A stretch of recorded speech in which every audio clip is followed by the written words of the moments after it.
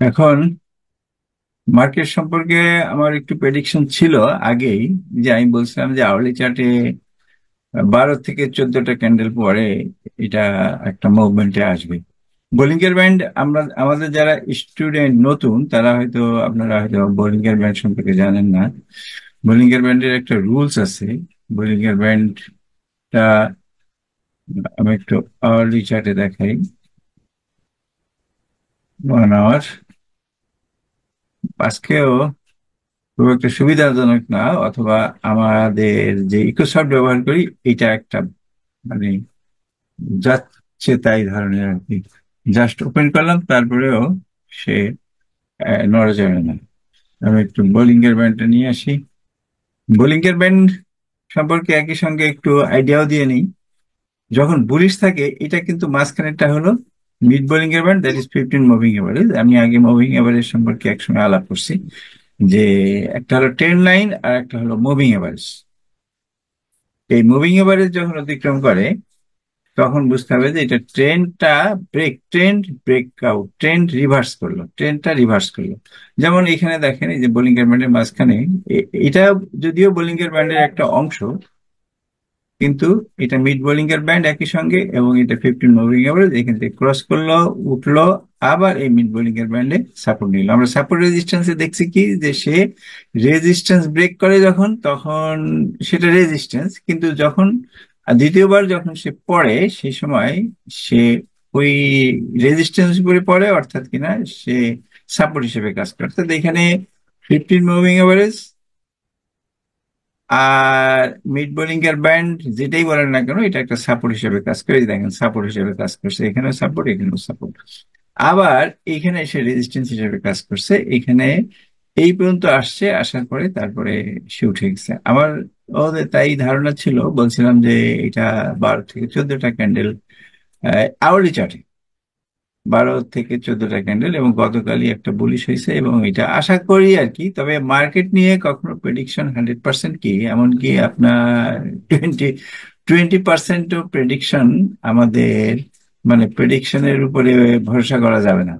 কারণ এটা মার্কেট এমন একটা নেচার, সে যে কোনো সময় যে কোনো পরিবর্তন করতে, ধরনের পরিবর্তন আনতে পারে। আর একটা ব্যাপার হলো যে আমাদেরকে এর মধ্যে থেকেই ট্রেড করতে হবে, ট্রেড ম্যানেজমেন্ট করতে হবে, স্টপ লস নিতে হবে, স্টপ লস মানি ম্যানেজমেন্ট করতে হবে, এইভাবে আমাদেরকে ট্রেড করে যেতে হবে।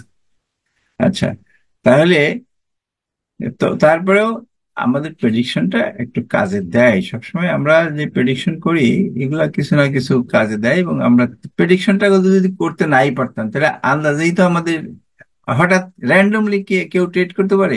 কিছুটা প্রেডিকশন, কিছুটা লাক, সবকিছু মিলেই হলো স্টক মার্কেট, সবকিছু মিলেই হলো ট্রেড, সবকিছু মিলেই ট্রেডিং স্ট্র্যাটেজি।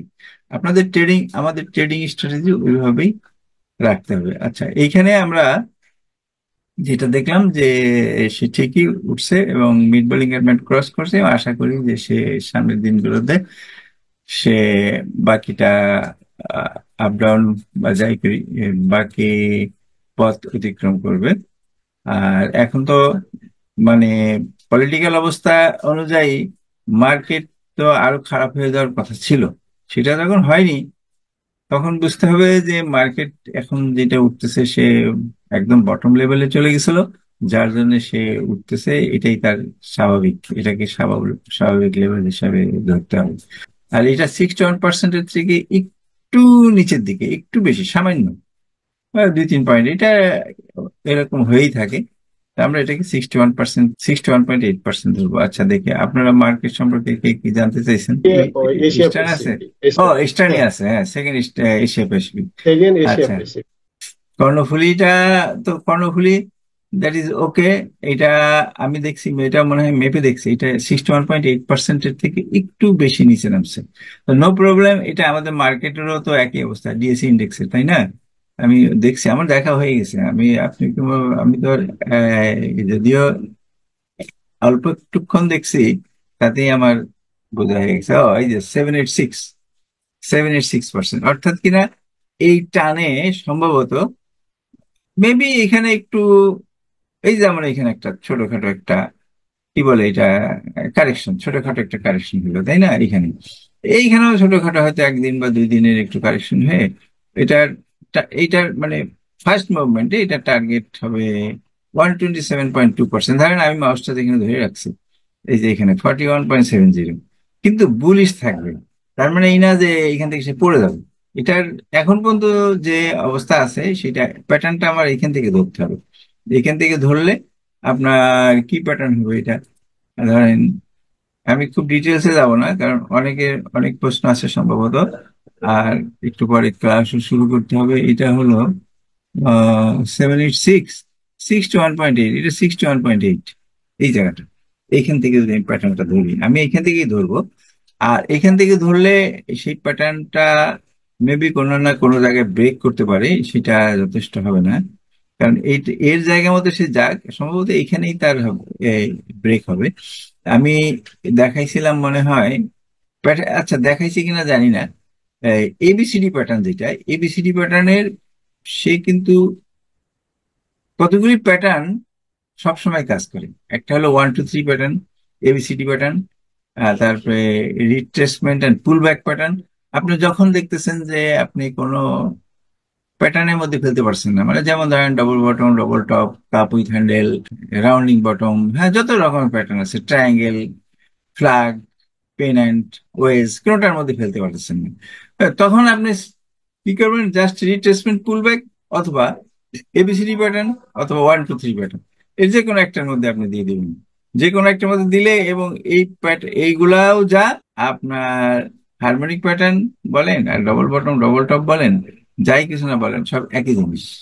আপনি যেভাবেই করেন, তবে এই 3টা প্যাটার্ন খুব সহজ। আপনি না পারলেন ওইটা আগে করে নিন, করে নেওয়ার পরে তারপরে কারো জিজ্ঞেস করেন যে আমার এটার কতদূর কি হবে না হবে ইত্যাদি দেখে নিন, দেন দ্যাট ইজ ওকে। এখন এটা যদি এটা একটা এবিসিডি প্যাটার্ন ধরেন, এ, বি, সি, এটা ডি, এই প্যাটার্ন গুলো এর 127% যায়। মানে এবিসিডি আমি একটা দেখাই, বাদ বাকিগুলো আপনারা পরে নিজেরা করে নিতে পারবেন। এইটা হলো একটা এবিসিডি প্যাটার্ন, হ্যাঁ, এ, বি, সি, এটা হলো এবিসিডি। আচ্ছা, এ যাবে হলো এই লেন্থের 127%, এই যে এ টু ডি এর 127%, এবং মাঝখানে একটা ডাব্লু বটম থাকবে। এবং সেই ডাব্লু বটমটা ধরেন এইটাই, এটা আর বেশি বোঝাইতে যাব না, সময় চলে যাবে এখন প্রায় 8:15। এবং সেটাও আমি এখানে দেখতে পাচ্ছি যে সে ওই একই কাজ করবে। অর্থাৎ আপনি যদি এইটার টার্গেটটা যদি দেখতে যান, তাহলে দেখবেন যে সে এইখানে যে প্যাটার্নটা হয়েছে সেই প্যাটার্ন হিসাবে সেই পর্যন্ত আসবে। আসার পরে সে একটা কারেকশন, অর্থাৎ কিনা সে আবারও আর একটা এ, বি, সি, দেন ডি, এই মানে এই পাশেও একটা এবিসিডি প্যাটার্ন, এই পাশেও একটা এবিসিডি প্যাটার্ন, মাঝখানে একটা ডাবল বটন। তাহলে এখন আসি নেক্সটে, কর্ণফুলী, ইটিএল। ইটিএল ও তো দেখাইলাম সেদিন, ইটিএল না এআইএল দেখাইলাম, ইটিএল। ইটিএল তো একটা কি বলে, এই এটা তো করাই আছে দেখেন। এইটার ইটিএল এর তো এই যে আমি কবে যেন এটা পড়ে, এটা আমি ইয়েতেও দিছি, এটা কি, এটা হলো এটা ইভেন্টস টেক্সটাইল, ইভেন্টস। ও, এটা ফান্ডামেন্টালটা কি? ফান্ডামেন্টাল তো অনেক ভালো, কিন্তু ইনস্টিটিউট গুলো ছেড়ে দিচ্ছে কেন? এটা ইনস্টিটিউট গুলো ছেড়ে দেওয়াটাই তো হলো, মানে আবার বাই দিচ্ছে সম্ভবত, তা নাহলে ওঠার তো কোনো ইয়ে দেখে ইনস্টিটিউট এই যে এখান থেকে ছেড়ে দিচ্ছে। আচ্ছা, এখন এই রেজিস্ট্যান্স গুলো আমি এটা দেখাইলাম, এখানে রেজিস্ট্যান্স দেখানো আছে, এটা ইউটিউবে দিচ্ছে, আপনি ইউটিউবে তে একটু ভালো করে দেখে নিন। আর এটা আপনি তো দেখলেনই, আর কি বুঝাবো এটার। সুতরাং এই যে এখানে ডবল বটমটা এখানে এসে শেষ হলো, দেন তার নিউ মুভমেন্ট এখান থেকে শুরু হবে। এটা আর একটু উপরে উঠবে, এই যে এটার উপরে উঠলে এখনো লোয়ার বোলিং এর ব্যান্ডের নামে নেই, তার মানে সে তার মতো সে আপডাউন ফার্স্টে প্রথমবারের জন্য সে লোয়ার বোলিং এর ব্যান্ড পর্যন্ত নামার, নামে সাধারণত নামতে পারে বা একটু বাকি থাকে, তারপরে বার লোয়ার মিড বোলিং এর ব্যান্ড, তারপরে বার মিড বোলিং এর ব্যান্ডের থেকে একটু উপরে থাকে, তারপরে একটা লম্বা টান দেয়। হ্যাঁ, এই হলো দেখতে দেখতে এগুলো একটা। আচ্ছা, এটা গেল। আর একটা নেক্সট আসতেছে বিবিএস কেবলস। বিবিএস কেবলস এগুলো তো আমি প্রায় প্রতিদিনই দেখানো লাগে। বিবিএস কেবলস এইখানটায় এই জিনিসটা কনফিউজ করতেছে অবশ্যই সবাই। এখানে আমি এখানে দিছিলাম যে সেইখান থেকে এখানে যাইতে পারে, কিন্তু সেইখানে গেল না। এই বোলিঙ্গার ব্যান্ড, বিবিএস কেবলস দেখেন, বিবিএস কেবলস এর এখন যাই হোক, কত নিউজ আমি এর আগেও 2 3 বার আলাপ করছি, এখন আর ওইগুলো নিয়ে কথা বাড়াই না। এখন সেইটা বটম, এবং সে যে, আমি এই ব্যাপারে আহ, খুবই কনফিডেন্ট যে শেয়ারটা বহুদূর পর্যন্ত যাবে, সেটা টেকনিক্যালি না, অন্য কোনো কারণে আর কি। তা যাই হোক, আপনারা এখন আপাতত, উফ, এই যে উইকলি চার্ট নিলাম তো, যার জন্য সে এই সমস্যাটা করলো এইখান থেকে 61.8। সুতরাং আপনি 161.8 একটা নিয়ে হিসাব করতে পারেন এখানে। কিন্তু এই পাশে যেহেতু কনসলিডেশনটা আছে, আমার এমনও হইতে পারে যে এই পাশে একটা কনসলিডেশন থাকবে, যেহেতু এটা একটা ডবল বটম। হ্যাঁ, এই এখন যেটা আছে এটাকে বলা হয় হলো এভ অ্যান্ড অ্যাডাম ডবল বটম। তা এখন এই পাশে এভ, এই পাশে ও, এই ধরনের এরকম হইতে পারে, এই ধরনের একটা ঘটনা ঘটতে পারে। কিন্তু in the final term, say in the long run, সে তার এই যে এইটা 161.8%, মানে এখানে 61.8% থাকলে X, A, B, C, D leg 161.8%, এইটুক যাওয়ার পরে কারেকশন হবে। সেই সময় আমরা বাকিটা দেখব, বাকি বাকিটা দেখবো। এখন যে ভাঙাচোরা অবস্থা, এর মধ্যে এটা অ্যানালাইসিস কোহিনূর, এইটা হলো একটা ডায়াগোনাল সাপোর্টের উপরে আছে। কোহিনূর সেদিনকে একটা হিসাব দিছি, সেটা এখন ডায়াগোনাল সাপোর্টটা ভাঙবে কিনা। আচ্ছা, আমার ডায়াগোনাল সাপোর্টটা কোথা থেকে আসতেছে, ডায়াগোনাল সাপোর্ট লিস্ট। আচ্ছা, এখনো সে এইটা পর্যন্ত নামতে পারে, হ্যাঁ, কিন্তু ডায়াগোনাল সাপোর্টের মধ্যে আছে। আর আমি একটু আরএসআইটা দিয়ে দেখি। আরএসআই উপরে এখনো চাইকিনোসিলেটের বুলিশ বলে না, এখনো একটু সংশয়ের মধ্যে আছে। অর্থাৎ কিনা আরএসআই 50 লাইনের নিচে, এমনও হইতে পারে যে আরএসআই 50-তে ভাঙতে পারলো না, না ভাঙলে পিছনে চলে আসবে, হ্যাঁ পিছনে চলে আসবে। আর চাইকিনও কিন্তু বলিস না, চাইকিন অসিলেটরও এখন সে মানে উপরে ওঠার চেষ্টা করতেছে।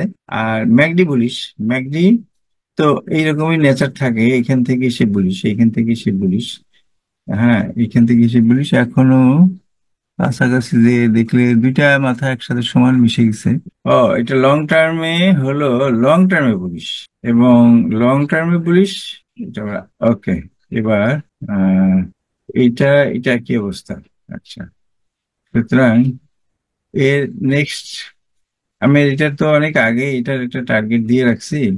এই যে এইটা হলো তার টার্গেট, ফাইনাল টার্গেট। অর্থাৎ কিনা এখন একটু বুলিশ না হলে এটা এন্ট্রি দেওয়াটা ঠিক হবে না, কারণ যেহেতু লং টার্ম বুলিশ, তো বটম লেভেলে কতক্ষণ বা কয়দিন বটম লেভেলে থাকে এটার কোনো ঠিক নেই। এইখানে দেখেন বটম লেভেলে থাকতে থাকতে হঠাৎ একটা টান দিবে, তাই না? তা এখানে এই বটম লেভেলে আরো মনে হয় দুই তিনটা ক্যান্ডেল হইতে পারে বটম লেভেলে, তারপরে টান দিতে পারে। আর এটা ফান্ডামেন্টাল অনেক বেশ, মোটামুটি ফান্ডামেন্টাল মোটামুটি ভালো। 3.3 crore দামের দিক দিয়ে তো অনেক বেশি, গ্যামলিং শেয়ার।